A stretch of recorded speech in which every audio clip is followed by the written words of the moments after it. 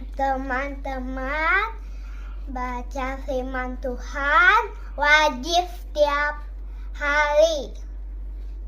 Amin. Halo teman-teman, baca firman Tuhan wajib setiap hari. Amin.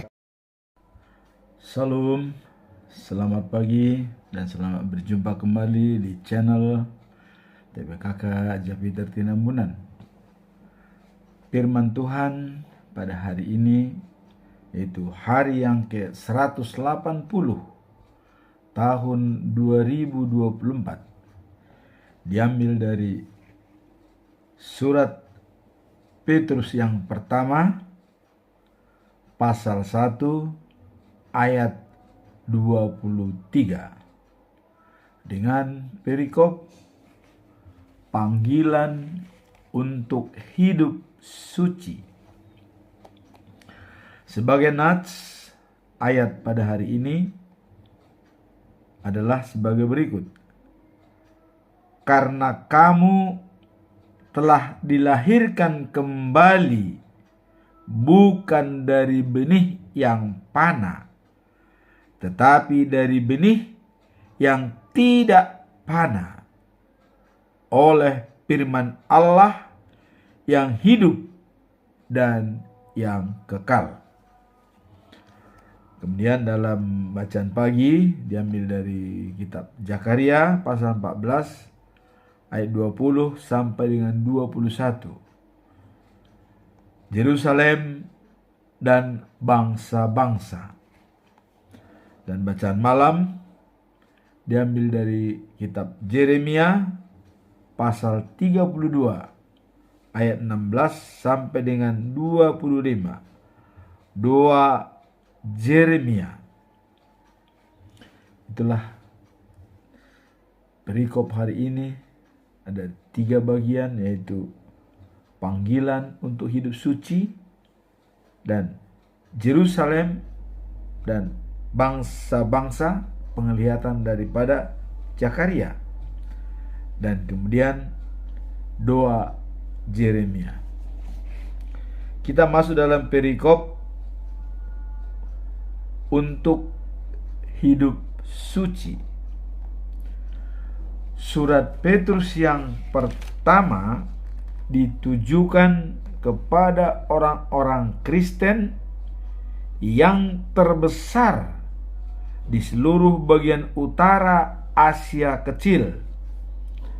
Mereka disebut umat pilihan Allah. Maksud utama surat ini untuk menguatkan iman para pembacanya yang sedang mengalami tekanan dan penganiayaan karena percaya pada Kristus. Jadi jemaat-jemaat yang mengalami tekanan dan penganiayaan karena ikut Yesus,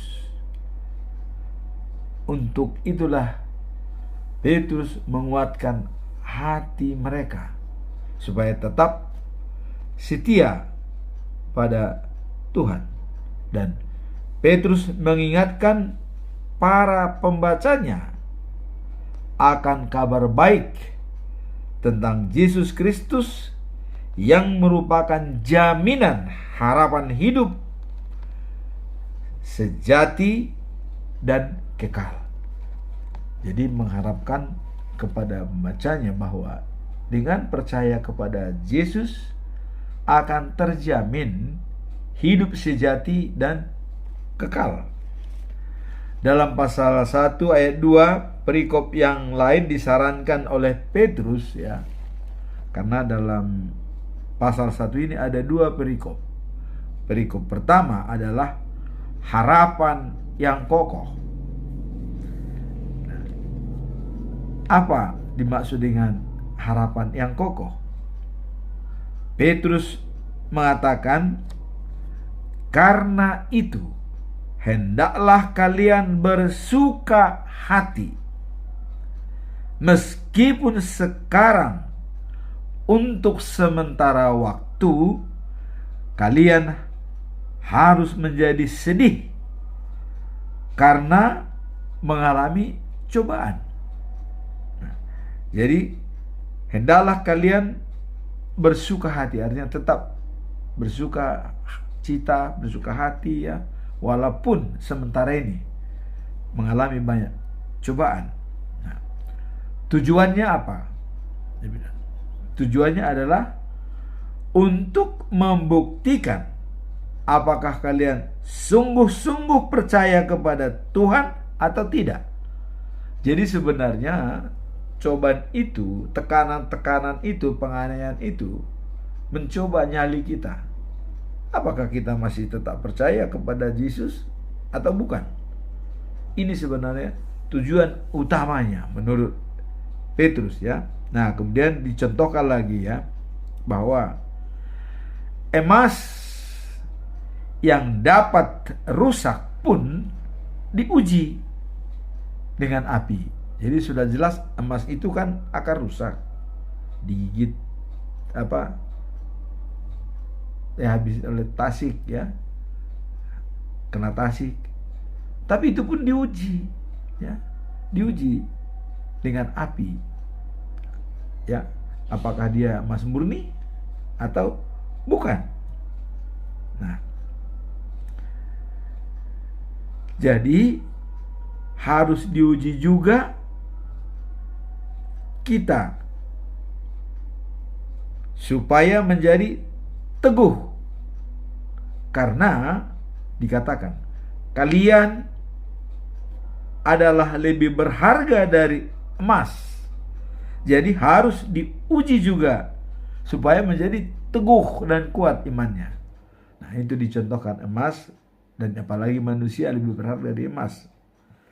Nah, sehingga kalian akan dipuji dan dihormati dan ditinggikan pada hari Yesus datang kembali untuk menjemput setelah life after life. Artinya hidup setelah kehidupan.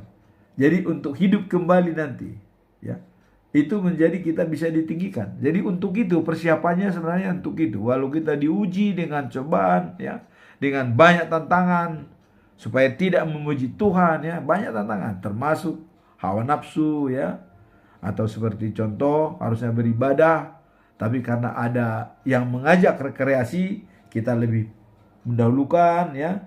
Nah, sehingga kita jangan sampai mengorbankan jangka panjang untuk keperluan jangka pendek. Nah, ini kira-kira maksud daripada Petrus. Makanya waspada, harus tahan uji ya, supaya kalau Yesus datang kembali kita siap dengan itu.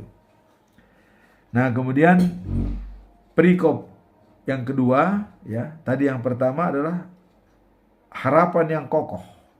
Nah, sekarang adalah panggilan hidup suci. Sebab itu, kata Petrus, hendaklah kalian siap siaga, waspadalah dan berharaplah sepenuhnya ya, pada berkat yang akan diberikan kepadamu waktu Yesus datang nanti. Jadi tetap mengarah, waspadalah ya, dan berharaplah ya. Yang kita cita-citakan itu yaitu kehidupan sejati setelah Yesus datang kembali. Nah, janganlah hidup menurut keinginanmu yang dahulu. Nah, pada waktu belum mengenal Allah. Jadi keinginan dahulu ya kita suka apa? Tidak mementingkan hidup yang kekal. Ya. Seperti Petrus dulu memang dia nelayan, mana pernah dia memikirkan beribadah, ya. Tapi setelah dia ditangkap menjadi murid Yesus, ya, ditinggalkan nelayan, dia jadi pengikut Yesus. Nah, kemudian itulah yang dahulu, dan juga contoh seperti Paulus, ya. Sampai Paulus mengatakan habis gelap terbitlah terang. Dia dalam kegelapan waktu dulu sebelum dia dibaptis, ya. Jadi dia dalam kegelapan sebelum dibaptis, tapi setelah dibaptis dia memang tetap mempertahankan Yesus walaupun dia berkorban, dia niaya, tapi dia tidak pernah meninggalkan Yesus. Bahkan ada prinsip hidup daripada Paulus adalah mati adalah keuntungan bersama dengan Kristus. Tuh, mati untung malah dia bilang, ya. Karena itulah yang kita harapkan katanya. Ya, kalau dalam kita baca dalam Roma 12 ayat 12, ya. Apa dikatakan? Ya. Bergembiralah dalam pengharapan. Bergembira dalam pengharapan. Karena ada harapan kita. Kita harus bergembira itu. Ada harapan kita. Hidup yang kekal. Dan tabah dalam penderitaan. Tadi Petrus juga mengatakan tabah untuk sementara waktu.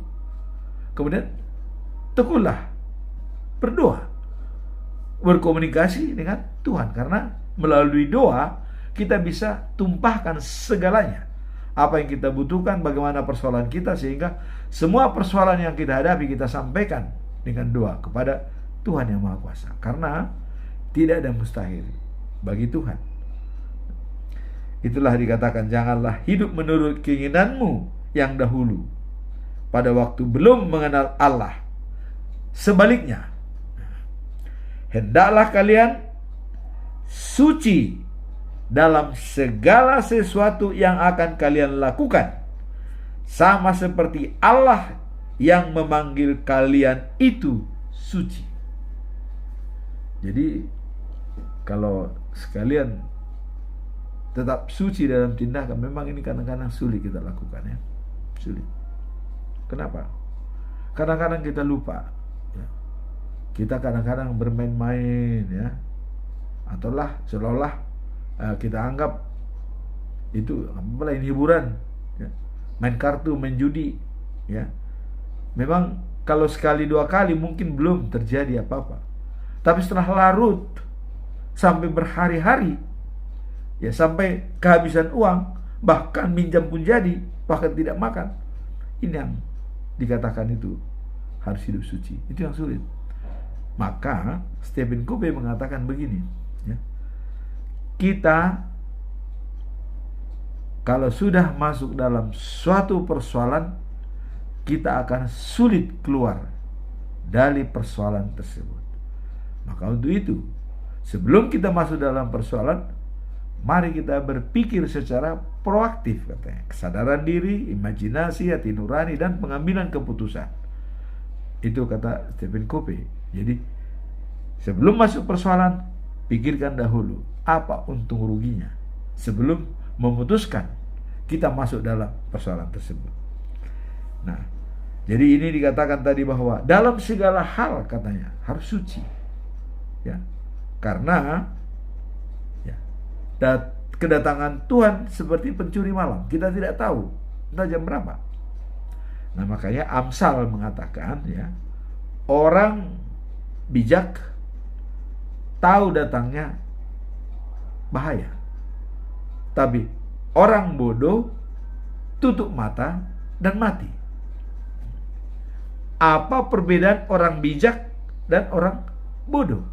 Sedikit saja.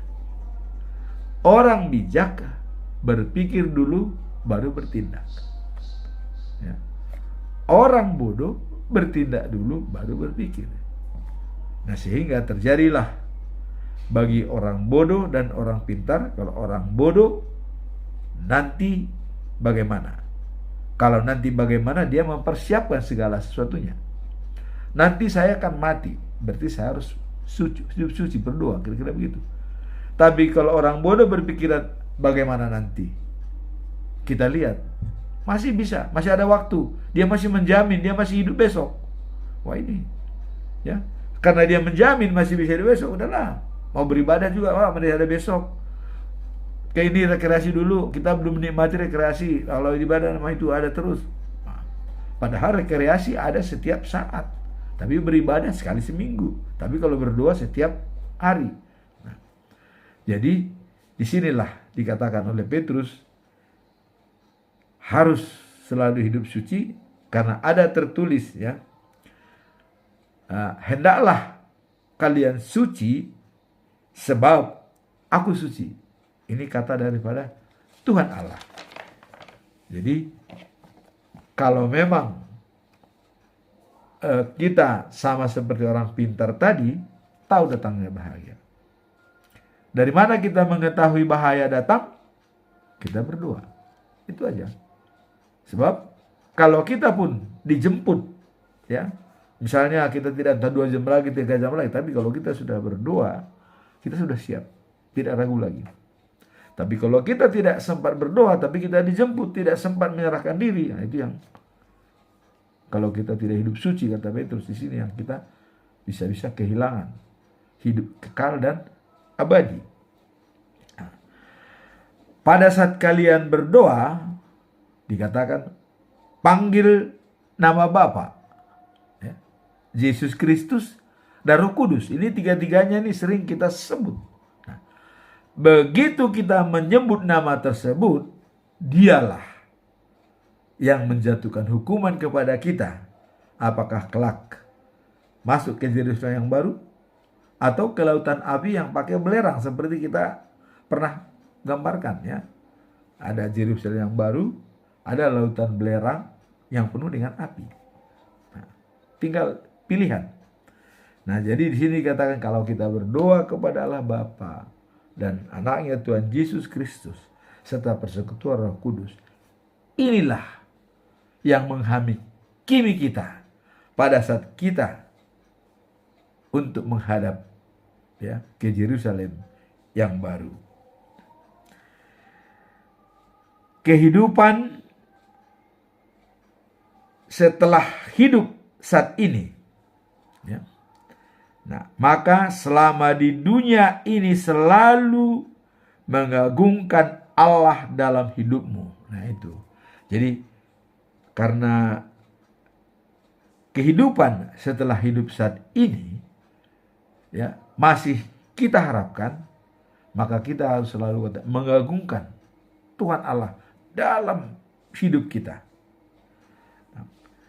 Dibilang karena kalian taat kepada ajaran Allah, maka kalian harus membersihkan diri dan mengasihi orang-orang seiman secara ikhlas, dan mengasihi, ya, satu sama lain dengan sepenuh hati, bukan suam-suam kuku, ya.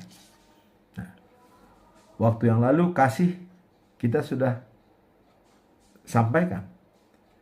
Kasih yang pertama adalah storge, ya, yaitu kasih di dalam keluarga, ya, bersama anak, saudara kandung, itu namanya kasih storge. Kemudian ada yang namanya kasih filia, saudara, teman yang bukan saudara kandung, ya. Dan Yesus pernah membuktikan ini, ya.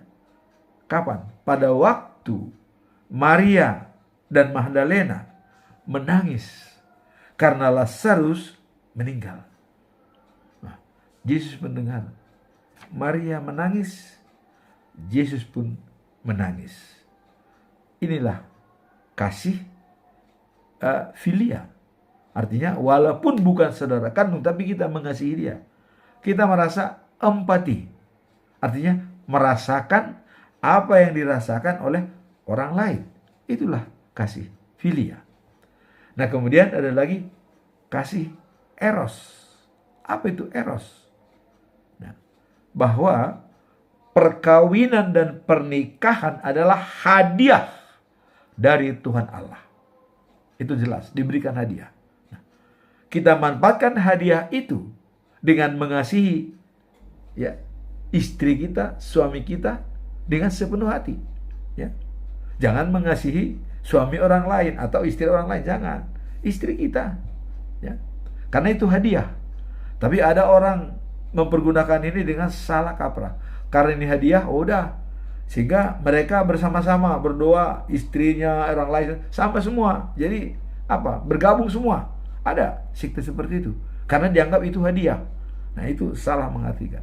Karena walaupun itu hadiah, tapi Tuhan mengatakan kudus perkawinanmu. Jaga kekudusan daripada perkawinan itu. Ya. Jaga. Nah, makanya kalau kita lihat dalam kitab-kitab yang lama-lama, ya seperti Nabi Daud lah kita lihat ya. Nabi Daud, apa persoalan pribadi dia dengan Tuhan? Waktu dia mengambil Batseba, istrinya Uria, wah, dia tertekan. Dan anak yang pertamanya dari Batseba itu sakit. Dan Nathan mengatakan itu akan meninggal. Ya. Tapi kamu harus tetap tabah kepada Tuhan. Nah, Daud menginginkan hidup anaknya itu. Ya. Sampai dia puasa, tidak makan dan tidak minum, selalu berdoa kepada Tuhan supaya hidup. Tapi Nathan sudah mengatakan, anakmu akan mati, tidak hidup. Karena Tuhan sudah mengatakan, jelas. Ya, perkawinannya dengan Batseba itu penuh dengan hawa nafsu. Karena walaupun kasih eros itu memang percintaan itu hadiah dari Tuhan, tapi jangan salah menggunakan hadiah tersebut. Kira-kira begitu ya. Nah, itu Daud. Tapi akhirnya Daud menyesali dan dia selalu berdoa kepada Tuhan. Itulah. Jadi Tuhan mengatakan dosa dan pelanggaran masih bisa diampuni oleh Tuhan. Tapi kalau sudah kita berdosa kepada Roh Allah, ya, itu tidak bisa diampuni. Apa dosa kepada Roh? Menghina Allah, tidak menghormati. Ya. Kemudian kita tidak mengakui kalau Dia adalah Tuhan Allah. Oh, ini yang paling besar, paling berat ini. Tidak bisa diampuni itu. Kita tidak mengaku Dia sebagai Allah, pencipta langit dan bumi. Ya. Nah, bahkan ya, kalau di Israel katanya Kristus itu belum lahir, masih menanti. Tapi itu sebagian. Ya. Nah, tapi karena Israel sudah umat pilihan, itu tetap ditunggu dalam pertobatan itu. Tuhan tetap sabar menunggu mereka sampai bertobat. Walaupun dia hanya mengenal Allah, katanya, tidak mengenal Yesus, maka disalibkan. Tapi Tuhan Allah tetap, karena itu sudah umat pilihan, tetap meminta pertobatan daripada Yahudi supaya mengenal Yesus sebagai anak Allah yang tunggal, yang dikirim ke dunia untuk menyelamatkan dunia. Karena sudah dijanjikan dari keturunan Daud akan lahir seorang raja dari segala raja, yang kota Sion merupakan tempat tinggalnya nanti selama-lamanya. Nah, itu sudah ditetapkan. Jadi itu Allah tidak akan lagi membatalkan itu. Itu sudah terjadi. Dengan adanya keputusan itu, bagaimana kita manusia? Nah, kita kan ciptaan Tuhan. Tadi kan dikatakan nanti dalam apa itu, kita diciptakan bukan dalam benih yang fana, tapi benih yang baik, ya. Karena semua yang hidup ini adalah merupakan ciptaan Tuhan. Nah, kita juga ya harus mengikuti sesuai dengan apa pernyataan daripada Tuhan Allah. Kalau Dia sudah mengatakan, inilah anak kesayanganku, kepadanya aku berkenan dan menyenangkan hatiku, katanya. Ya udah. Nah, kita tinggal menurut saja. Kenapa lagi kita protes? Pak Yesus bukan Tuhan. Itu udah jelas kok. Ya, buku apapun kita pakai, yang manapun itu tetap sudah. Bahkan Allah mengatakan, bagi orang yang pintar-pintar, yang hebat, itu dirahasiakan. Trinitas itu dirahasiakan. Tapi bagi orang yang sederhana, yang mengakui bahwa Tuhan, itu akan diberikan Roh Kudus. Nah, jadi jangan sampai kita menghina Roh Allah. Karena tidak bisa diampuni oleh Allah. Itu Yesus mengatakan, kalau Anda bersalah dan berdosa dan melakukan pelanggaran, masih bisa diampuni. Ya. Tetapi kalau Anda berdosa kepada roh Allah, itu nggak bisa diampuni. Ya. Ada juga termasuk begini yang tidak bisa diampuni itu. Ya. Kita menyalibkan Yesus kedua kali. Ya. Dia sudah korban di kayu salib untuk manusia. Dan Allah kita salibkan lagi dia. Bagaimana cara menyalibkan dia dua kali? Nah, kalau ada orang ya menghina Allah kita karena ulah kita, oh ini nggak bisa diampuni nih. Nah, maka itulah dikatakan dalam Matius 7 ayat 12 ya. Apa yang hendak ingin diperbuat oleh orang lain kepadamu, perbuatlah seperti itu.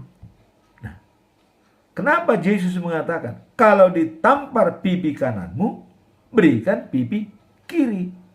Ya. Nah, itu sebenarnya hanya filosofi.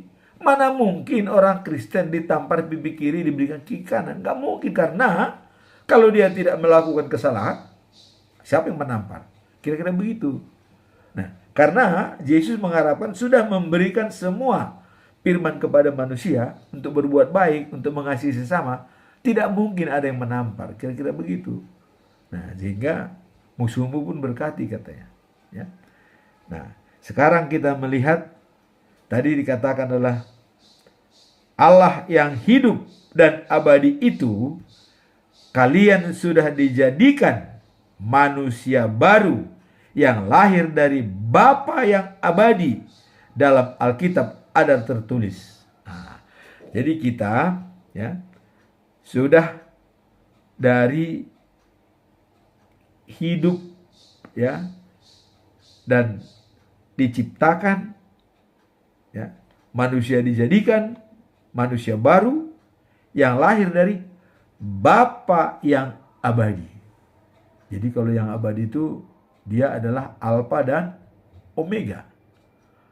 Aku awal dan akhir. Tidak ada di luar dari itu. Dan kemarin kita sudah mengatakan bahwa tidak ada tandingan daripada Allah Israel. Kalau ada Allah-Allah lain yang nggak laku, tidak ada tandingannya. Itu sudah dinyatakan tuh. Ya. Nah, jadi karena kita adalah dari Bapa yang abadi, ya, ya seperti penciptaan manusia kan napas kita dimasukkan dari hidup. Berarti Allah berada pada diri kita, roh kita. Nah, itulah makanya Bapa yang abadi adalah dalam diri kita. Nah, kemudian ada tertulis dalam Alkitab ya. Seluruh umat manusia bagaikan rumput. Nah, dan segala kebesaran, kekuatannya, jabatannya seperti bunga rumput.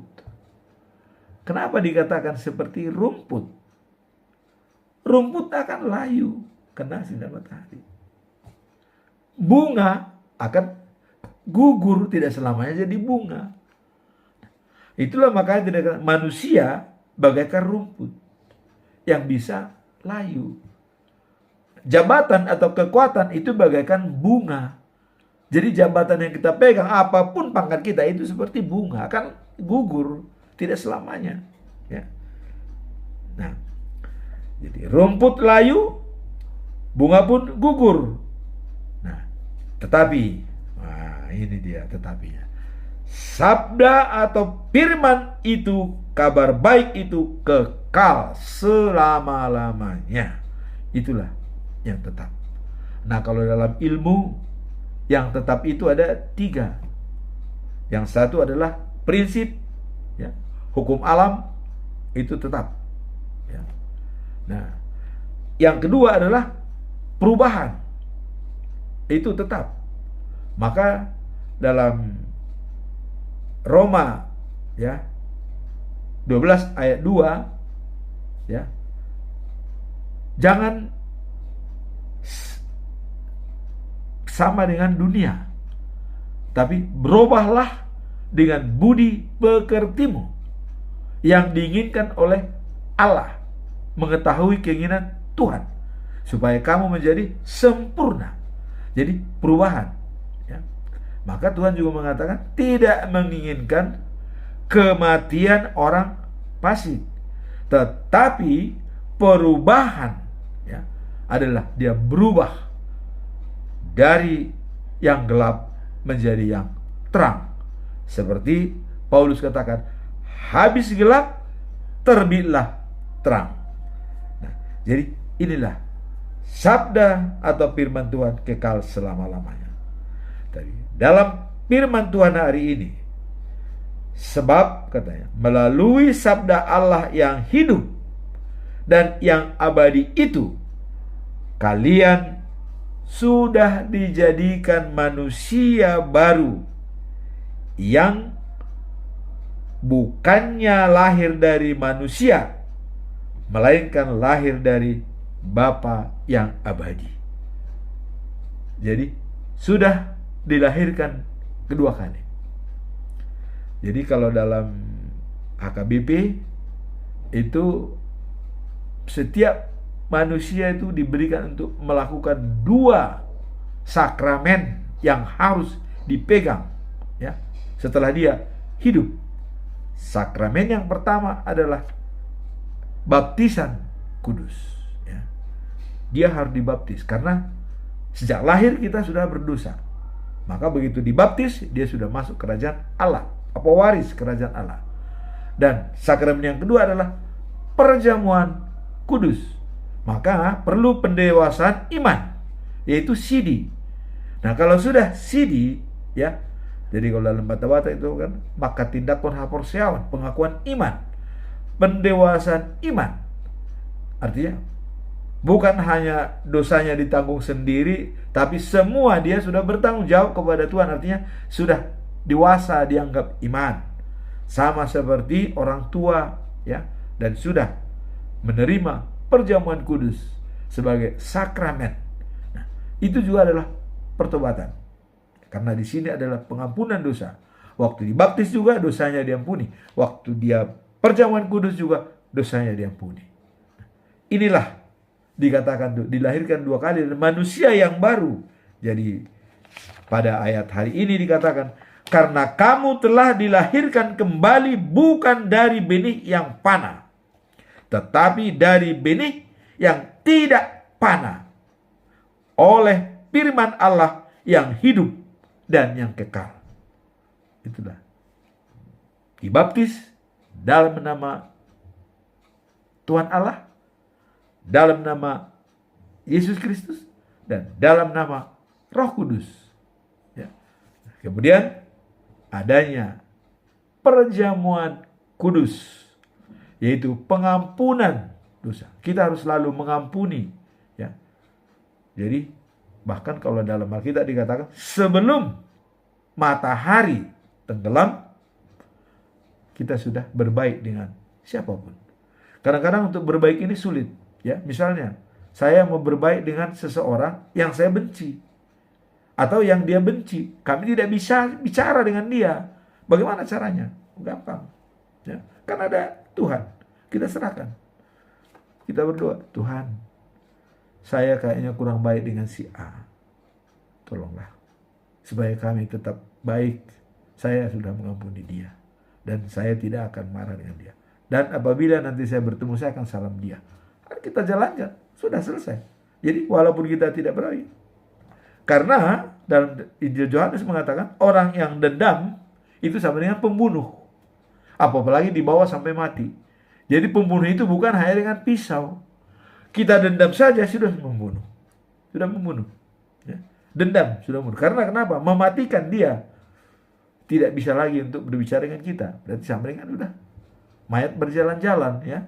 Jadi kalau kita bisa menciptakan mayat berjalan-jalan, apabila kita dendam kepada orang, jangan sampai kita menciptakan ada mayat-mayat berjalan-jalan. Nah, itulah kira-kira filosofinya. Jadi di sini sudah kita telah dilahirkan kembali dalam bentuk benih yang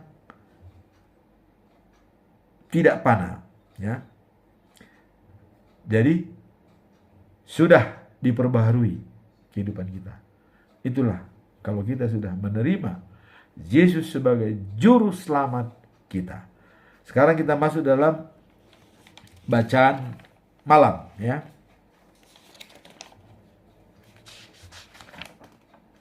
Ini bacaan pagi. Masuk dalam bacaan pagi. Diambil dari kitab Zakaria pasal 14 ayat 20 sampai 21. Yerusalem dan bangsa-bangsa. Ayat hari ini perikop dari pasal 14 ya tentang kejadian di Yerusalem. Apa kejadian di Yerusalem?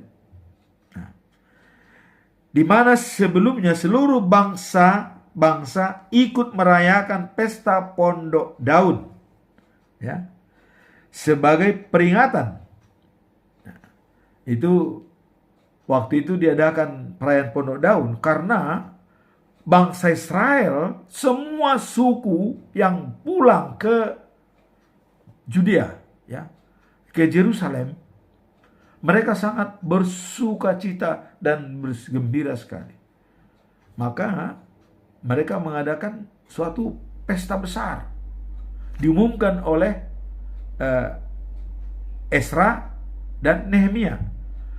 Karena Nehemia waktu itu adalah sebagai gubernur Judea, ditunjuk oleh pimpinan Babel, ya, Raja Babel. Nah, dengan dia kesempatan itu, ya, maka dibuatlah di sana satu pesta Pondok Daun 7 hari, ya, lamanya. Dan mereka diumumkan kepada bangsa Israel supaya semua membuat pondok-pondok karena ribuan orang Israel itu datang di sana. Kan mungkin ya sebagai mereka untuk merayakan ini dibuatlah pondok-pondok. Begitu banyak itu pondok-pondok. Dari daun zaitun, ya, dari daun warak dan dari daun kurma, ya. Itu dibikin pondok-pondok. Dan atap-atapnya dibikin. Inilah diadakan pesta Pondok Daun, ya. Nah, kalau kita lihat dalam Nehemia pasal 8 ayat 15. Maka didapatinya tertulis dalam hukum Taurat. Jadi ini setelah dibacakan oleh Ezra, hukum-hukum dalam Taurat Allah itu, ya. Dalam Taurat Allah itu dibacakan. Ketemulah seperti ini. Maka didapati tertulis dalam hukum Taurat yang diberikan Tuhan dengan perantaran Musa, bahwa Israel harus tinggal dalam pondok-pondok pada hari raya bulan ke-7. Nah, ayat 16, dan di semua kota di Yerusalem harus disampaikan berita pengumuman berbunyi, pergilah ke gunung, ambillah daun pohon zaitun dan pohon minyak, daun pohon murad, daun pohon korma, dan daun pohon-pohon yang rimbun, guna membuat pondok-pondok. Itulah yang dilakukan di Yerusalem. Nah, sehingga dengan pesta begitu semarak waktu itu, ya, pembacaan firman Tuhan itu dibaca setiap hari oleh Ezra, karena Ezra adalah ahli kitab Taurat. Dia ahli kitab Taurat. Dibacakan itu sehingga bangsa Israel itu menangis, ya, menangis mereka. Dan bahkan waktu kumpul mereka diumumkan oleh pemerintah Judea, semua orang Israel berdiri, ya, dan yang bukan Israel boleh duduk. Semua orang Israel berdiri, dan mereka harus pengampunan dosa, pengakuan dosa. Tuh. Setelah pulang dari Babel, ya. Jadi 70 tahun di Babel, akhirnya kembali, itulah dipulihkan oleh Tuhan Allah. Kembali. Nah, dengan adanya pesta Pondok Daun itu, memang pada waktu Yosua sampai pada saat ini belum pernah dilakukan pesta Pondok, walaupun sudah ada tertulis. Baru setelah Israel kembali dari Babel, barulah di situ mulai ada pesta Pondok Daun. Nah, kemudian dalam ayat ini dikatakan bahwa dalam pesta Pondok Daun, katanya ya, bahwa seluruh jemaat yang pulang dari pembuangan membuat pondok-pondok dan tinggal di situ. Nah, jadi yang kita lihat, saya kira ada ratusan ribu tuh yang pulang itu waktu itu ya, karena semua budak juga pulang, orang Lewi, imam, semua pulang. Nah, nanti bisa kita lihat daftarnya itu ya, tapi itu memang sangat banyak sekali ya. Jadi semua suku tuh pulang. Bahkan Tuhan, jangan ada tinggal satu pun, kata Tuhan, semua harus pulang.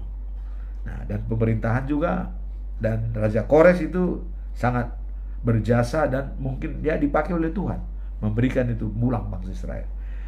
Nah, kemudian pesta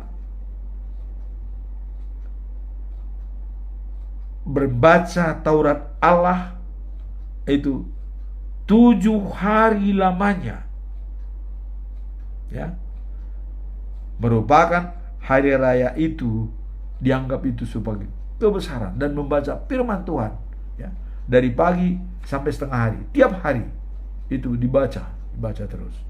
Coba 7 hari itu ya, dalam Pondok Daun. Nah, kemudian hari ke-8 ada pertemuan raja-raja ya, sama semua tokoh-tokoh. Itu sesuai dengan peraturan. Nah, kemudian kaitannya dengan perikop terakhir ini apa? Nah, kita lihat dikatakan bahwa pada hari itu ya, dalam ayat 20, pada hari itu lonceng-lonceng pada pakaian kuda akan diukir dengan kata-kata. Jadi lonceng-lonceng di dalam pakaian kuda itu diukir dengan kata-kata, dikuduskanlah untuk Tuhan. Itu tulisannya. Nah, kemudian panci-panci di rumah Tuhan akan dihargai seperti mangkok-mangkok persembahan di depan mezbah.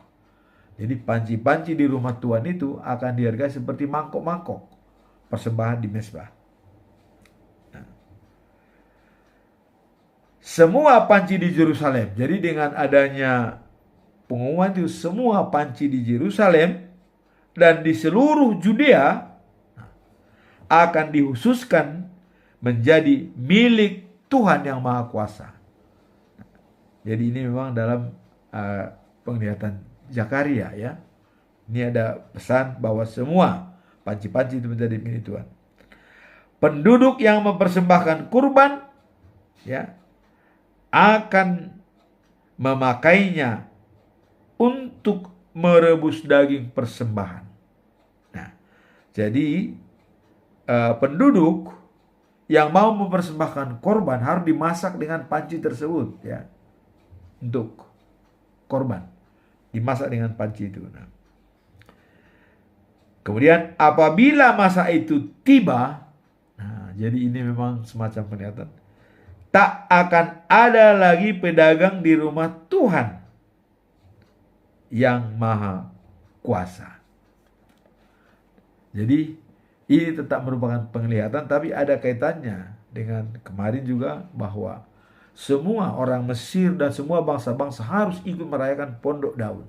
Nah, tadi di sini dikatakan bahwa semua lonceng-lonceng yang dipakai kepada kuda itu ada tertulis di sana, dikuduskanlah Tuhan. Dikuduskan untuk Tuhan. Jadi semua lonceng-lonceng yang dipakai kuda itu. Dan tadi dikatakan juga semua panci yang ada di rumah Tuhan itu dipakai sebagai pengganti mangkok, sebagai persembahan.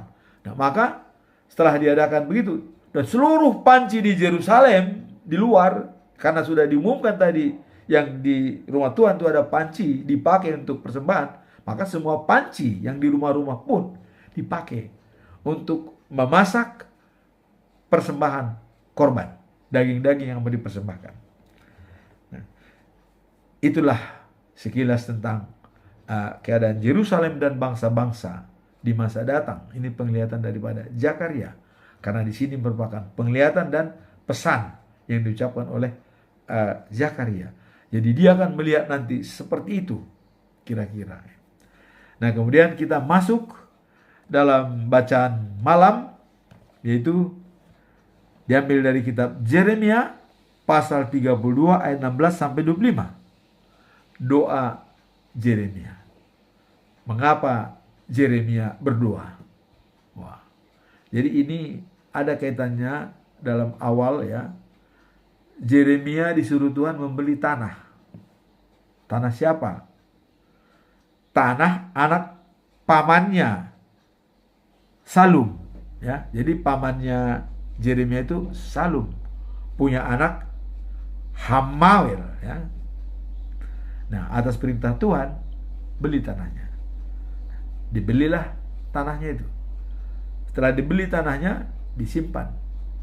Karena Tuhan mengatakan nanti yang akan datang akan terjadi jual beli.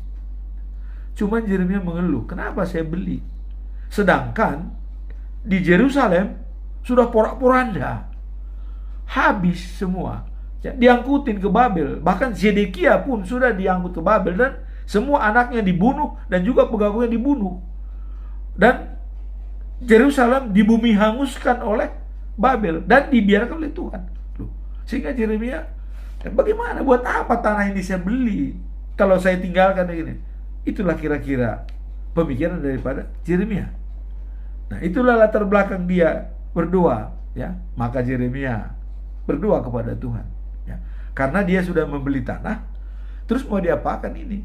Kalau Israel bubar sudah, ya, Yerusalem sudah orok-randa, ya, karena kan belum tahu rencana Tuhan selanjutnya. Tidak akan melihat adanya pesta pendok daun, ya, yang tadi diprakarsai oleh Esra dan Nehemia, ya.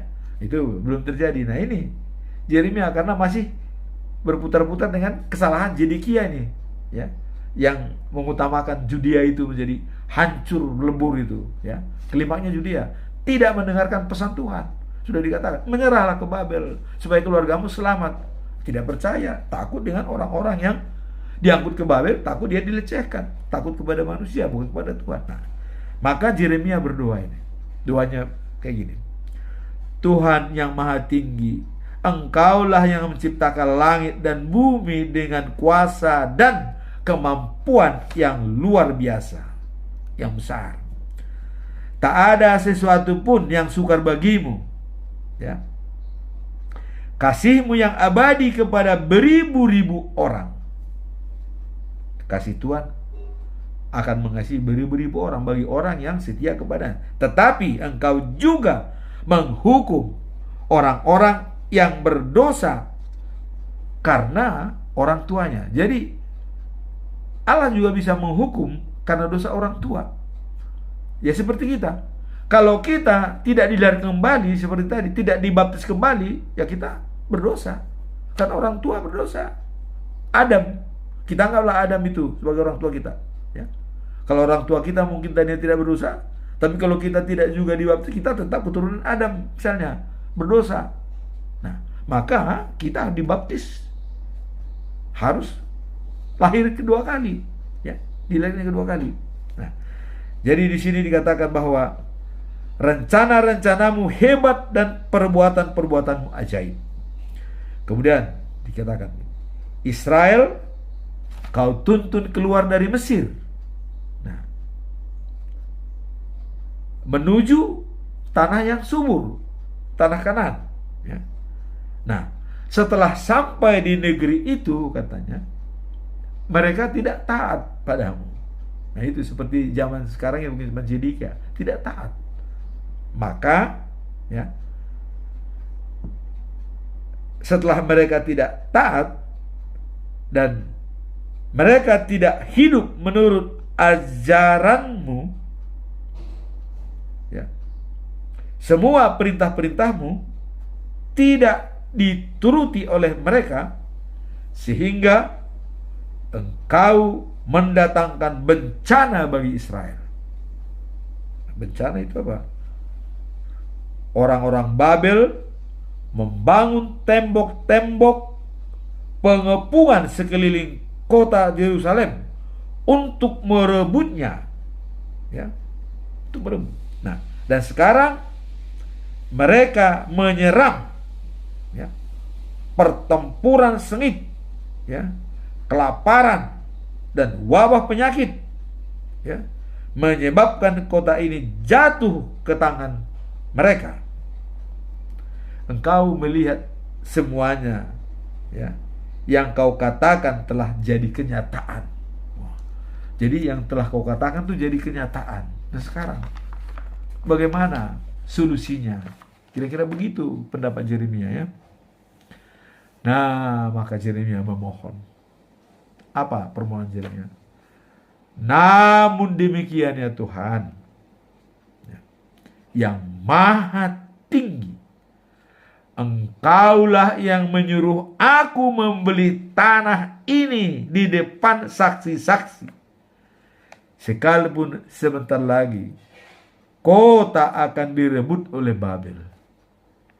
Itulah doa daripada Yeremia. Dia sudah sempat membeli tanah.